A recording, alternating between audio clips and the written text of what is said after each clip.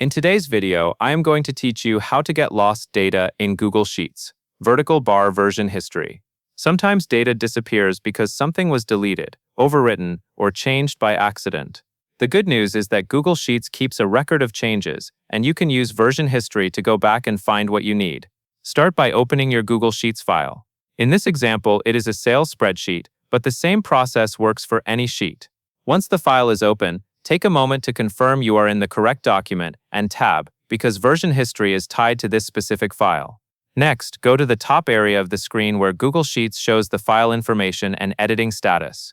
Look for the area that indicates the edit history or last edit details. Click that highlighted area to open the history options. This is the entry point to see who made changes and when those changes happened. After that, click the highlighted option again, where the version history details are shown. This will expand the view so you can see more specific history information. When version history opens, you will typically see a list of saved versions, often grouped by date and time. You may also see names associated with edits. This is helpful when multiple people work in the same spreadsheet because it lets you narrow down when the data changed. Now, select the editor name shown in the version history list. In your file, it may display a contributor name, but the key idea is to click the name that corresponds to the time period when the data was still present. As you click different entries, the spreadsheet preview will update to show what the sheet looked like at that moment.